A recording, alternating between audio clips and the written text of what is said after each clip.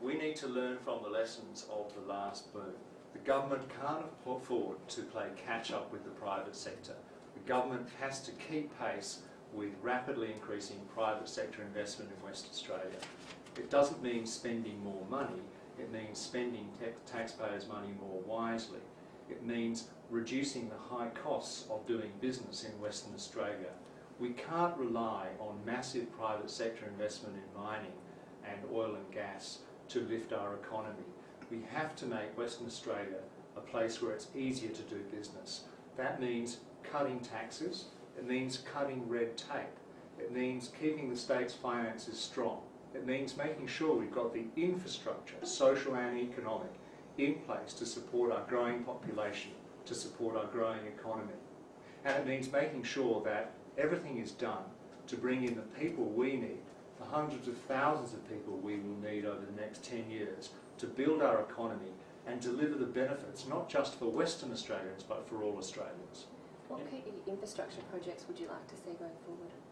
It's critical to see port, road, rail infrastructure, if we talk in terms of economic infrastructure. It's critical to see more affordable housing and the provision of healthcare and schools and other facilities. We've got to recognise that if we're going to grow our population in a big way, and we simply have to realise our full economic potential, then workers and their families, they need to be accommodated, and all of the essential social services need to be provided. There's a big role for government there, but there's also an important role for the private sector, and that's why we're encouraging the state government to look at new ways of involving the private sector in the provision of infrastructure. That's also why we're encouraging the state government to work closely with the federal government. The federal government has a fund to fund infrastructure across the country. WA doesn't get the share it needs right now. That's one of the issues that will continue to press in both Perth and in Canberra. Have you put a figure on how much is needed? We don't have a figure on the size of the infrastructure demand. We do know, though, that the state developed an infrastructure plan some years ago which has never seen the light of day. We do know it's important to have clear priorities and clear principles on which decisions are made and what infrastructure requires investing and when. That's something we lack in the state at the moment. That's an overarching plan, a strategic direction that both major parties can sign up to, that says what is the long-term ambition for Western Australia and what do we need to do to get that. I'm confident that most West Australians and most West Australian politicians want this state to grow in a sustainable way and in a way that delivers benefits to not just West Australians but to the country as a whole. That's why we need a strategic plan for this state. We're becoming economically one of the most important states in Australia. We need an internationally competitive approach to the way we govern and lead the state, and that means a strategic direction that's published and is reviewed. Is this lack of infrastructure, is this sort of the biggest issue up in the northwest? Is that what you guys think? There's no doubt that inadequate infrastructure in different parts of the state, in the regions, particularly where the mineral wealth is extracted, and also in the capital city, where most people will live and do live at the moment, they're areas where there's been inadequate investment in infrastructure. To be fair, government at state and federal level is responding, but the risk is this. Last time we had a boom, the government was playing catch-up. We can't afford to repeat that mistake. The government simply has to keep pace with the private sector. It doesn't mean spending more taxpayers' money, it means spending taxpayers' money more wisely, and it means making it easier and cheaper to do business in Western Australia. You talked about that. What are the benefits for the West Australian community in making it easier to do business? The West Australian economy has always depended on the private sector for investment, for wealth creation and to create new jobs. More and more we become an internationally exposed and internationally competitive economy. That's why West Australia is on the cusp of another wave of economic growth. We can't jeopardise our international competitiveness. At the moment we're a very high cost place in which to do business. That's because our taxes compared to other states are relatively high. That's because there's a lot of red tape in WA which is being cut through in other parts of the country. That's because we don't have enough infrastructure to support growth, and that's because we don't have enough people here, workers, in order to build and run the projects and keep the rest of the economy going. If we can solve those problems, it'll make it easier for local firms to compete for work. It'll make it easier for them to create more jobs for West Australians. This isn't the first time you've called for the release of that infrastructure report. Why is it 3, 4, even 5 years down the track that it hasn't been released? The state government hasn't put this out to public or put this out to the business community at least.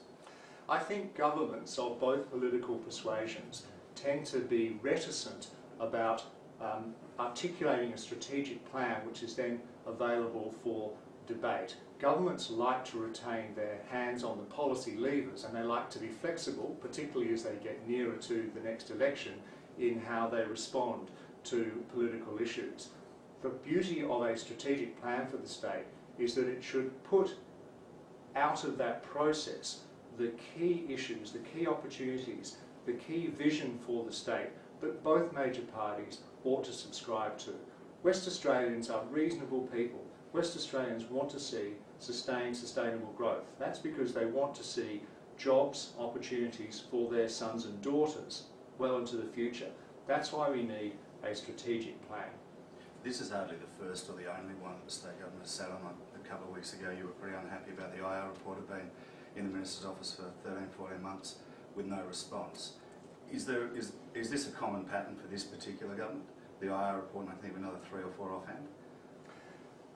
We like the fact that governments are prepared to commission reports by experts on what needs to be done in industrial relations, in terms of streamlining the public service, in terms of taking strategic energy initiatives, in terms of getting the workforce we need over the coming decades to run the projects and to grow our economy. What we don't like is when governments sit on those reports, or even worse, after delaying their release, ignore them. If you did that in the private sector, you probably wouldn't keep your job for very long. The whole point of government in West Australia is that if it goes out to the community, if it consults with experts to get advice, it ought to take that advice.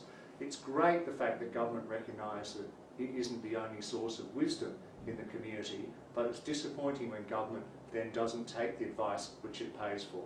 On the topic of ports, looking at Oakajee and the delays that have emerged there, do you think the state government picked the wrong proponent? You should have had a plan B. When you look at strategic opportunities for the state, including ports like Oakajee and other critical infrastructure, the good thing is, the important thing is the state is looking at the future for the development of key mineral and other regions in Western Australia. And there's often a case for both public and private investment. At the end of the day, these are decisions that government makes. What's important is that the government has a plan, that it understands and consults with industry to understand what business and industry needs in order to plan effectively. Public investment in key infrastructure can sometimes be necessary, but that needs to be a decision based on transparent and consultative processes, and it needs to be clearly understood what the point of the public investment is and also what the time frame is. There's no doubt that in parts of the state, including the Midwest, there is a need for more infrastructure, and if that's put in place in a timely way, then we'll be able to open up more economic opportunities, not just for West Australians, but for all Australians. Is there a possibility, if these delays continue, that we'll miss the magic window for the next boom, specifically with Oakajee? There are many opportunities in front of West Australia, but there's no doubt that the window of opportunity can close. One of the risks we see is that for a government which is about to enter the second half of its term, there is a risk that it might become reticent about taking the hard decisions on reform. That's one of the reasons we're encouraging the government in its next budget, which the new Treasurer, Christian Porter, will deliver in a few months' time, to follow the reform road, to deliver the reforms that West Australian businesses and the people they employ, the wealth they generate, require. Are you happy? Oh, sorry. Okay, I was going to say, with the cabinet reshuffle yesterday, do you think we'll see an improvement in these changes going ahead? I hope that the ministers who have new portfolios will take an early opportunity to consult closely with business, that they'll read carefully our pre-budget submission, which has a 10-point plan for the key issues that the Cabinet needs to address and quickly if we're going to make the most of the enormous potential that West Australia has with this huge pipeline of private sector projects that we're looking at. But the window will not stay open indefinitely, and that's why government needs to move and move fast. We can't afford to repeat the mistakes of the last boom when government was playing catch up. This time around, government has to keep pace, and the business community looks forward to working with the government to help it do just that. Are you saying they've done too